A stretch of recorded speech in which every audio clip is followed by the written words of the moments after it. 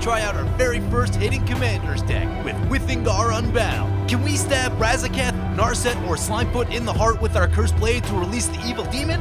Find out next on Commander Replay.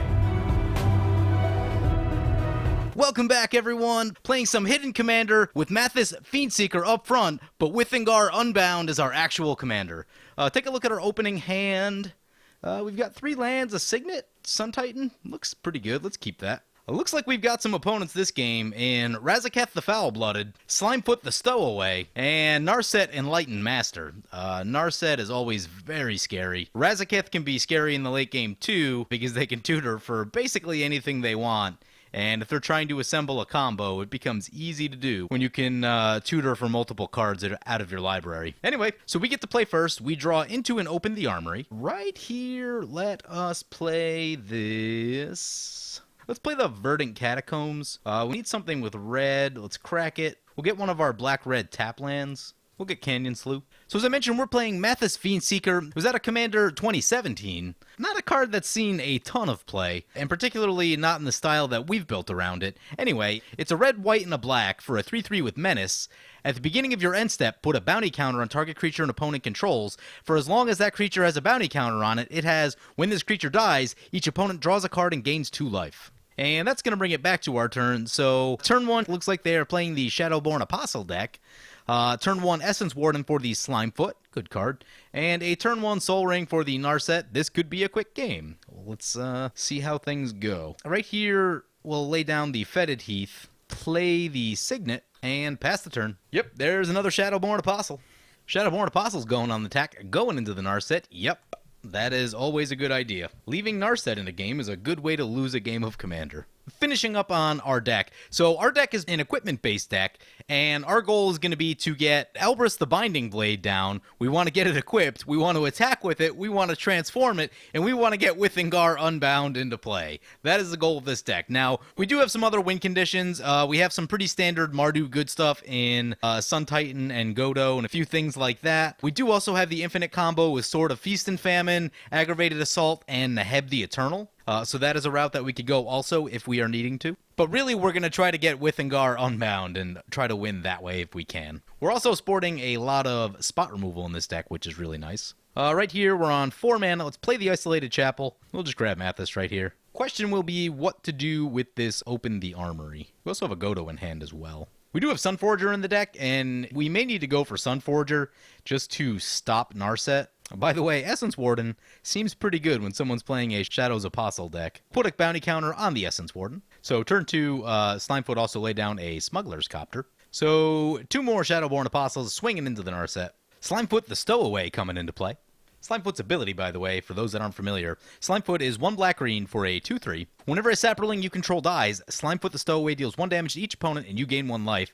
Pay 4, create a 1/1 green Saproling creature token. So there's kind of a weird little engine that Slimefoot can get going with the tokens and with the damage, so we'll have to keep an eye out for that. I saw it a little bit right when Dominaria came out. I haven't been seeing it very much since. So Narset on 5 mana, 1 mana away from being able to cast their commander. Ooh, that's a Hammer of Nazan. So we'll start by playing the Swamp. Right here, oh man, as much as I really want to play Hammer of Nazan, I think we need to go open the armory into Sunforger. Sunforger, next turn we can equip it and use it, which will give us access to Sulphurous Blast, which will stop Narset from being able to attack. So grab Sunforger. We'll do our attacking first. See if the opponent's going to use any spot removal or anything. Yep, there's a Rapid Hybridization. Do we Boros Charm? I don't think we do, because the Frog is still a creature that we can equip to the Sunforger. Another Essence Warden trigger. That gets rid of opponent's blue mana, which means that there's no counterspell for this Sunforger. So lay down the Sunforger and pass the turn. I would like to make a land drop next turn. Want to keep making those land drops, and right now we don't have one. We found a way to kill the Essence Warden, or we could draw an additional card, which may be a way to do so. Ooh, there's a black market. All right, so now there's going to be a very real cost to killing creatures, which is that the Razaketh opponent will be able to make tons and tons of mana.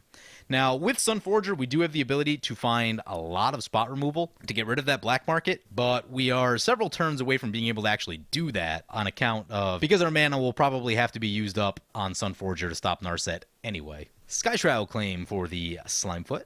So when I was building this deck, one of the best things I realized is Stoneforge Mystic, because Stoneforge Mystic allows you to get Elbrus the Binding Blade down for 2 mana as opposed to its 7, which is a lot. So Narset coming into play. We draw a land off the top. Sweet. Play the land. Get Sunforger equipped.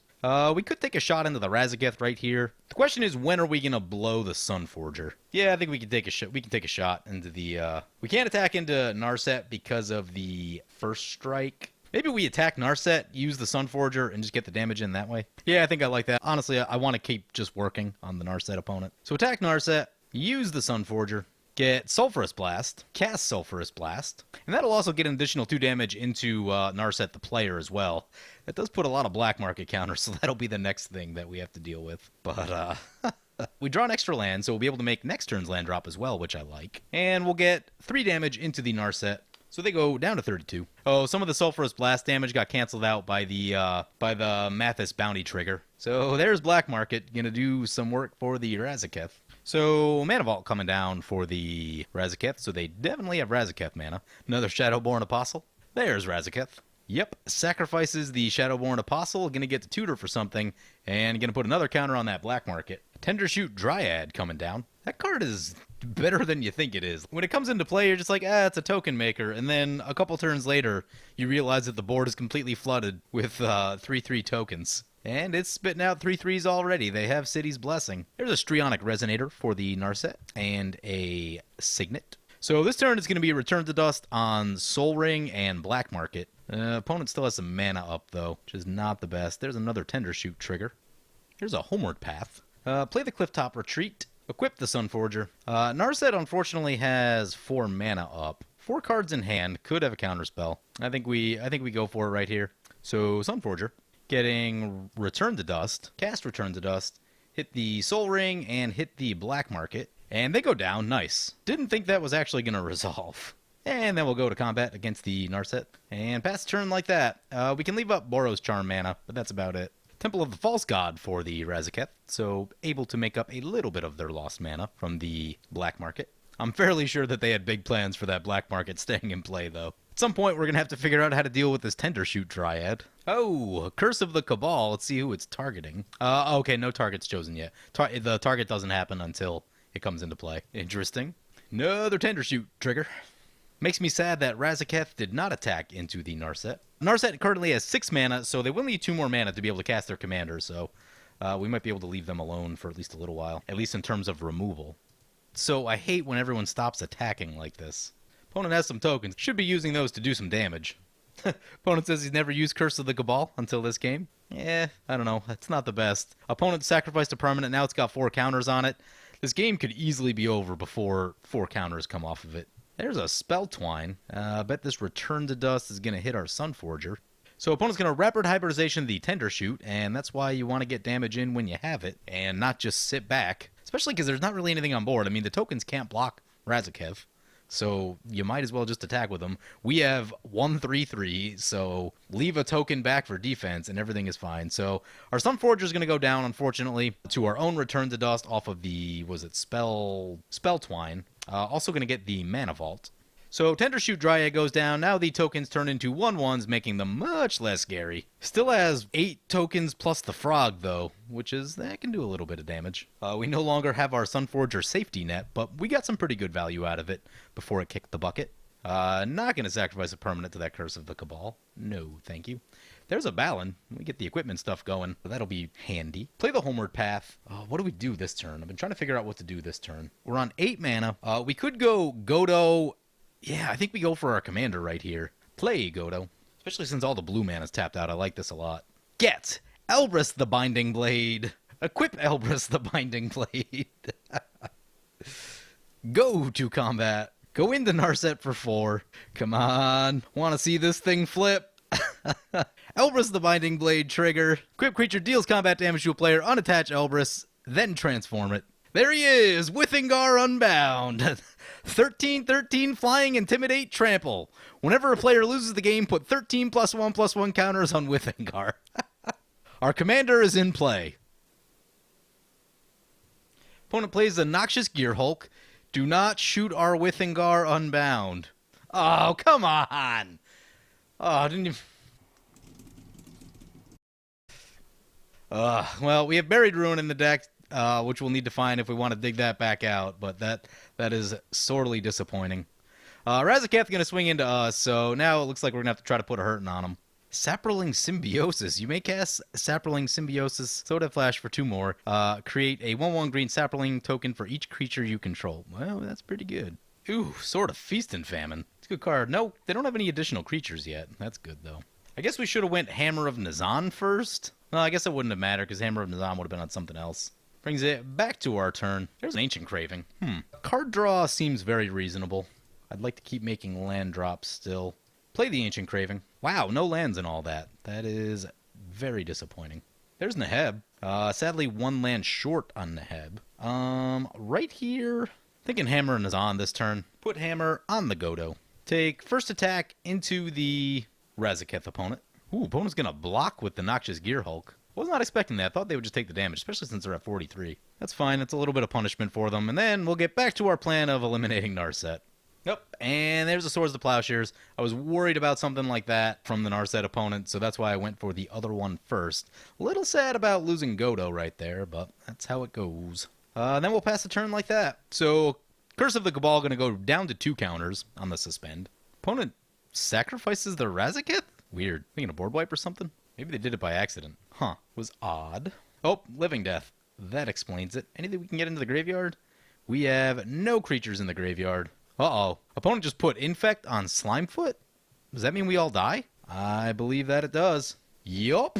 Actually, no, we may not because Slimefoot's no longer in play, so I'm not sure if the damage will register with... Oh, yeah, no, it registered. Yep, 10 poison on everyone. Oof. Well, at least Narset didn't win. So we were able to get Withengar Unbound. We got it flipped over, but the problem that I realized then is that it's a very big target for removal, especially since like opponents were hanging back a little bit more than they should have been. Razaketh definitely should have swung into that Narset at some point, or at least on the one turn where there was literally nothing out that would have made sense for them to try to leave back a blocker. But yeah, protection is the thing that's very much needed for playing something like Elbrus. I mean, the thing that's painful is that Elbrus is 7 mana. Like, they made that thing so expensive to cast, and when you flip it, it flips into something that's like, it's fine, but my biggest problem with Withengar is that it has no protection for itself. It is big and does a lot of damage, but for all the work that you have to go through to get that thing out, really could have used some kind of protection on it. Maybe a regenerate. I mean, Hexproof's probably a little too good, but I mean, for all the stuff you have to do to get it, yeah, I mean, is it out of the question? No, not really.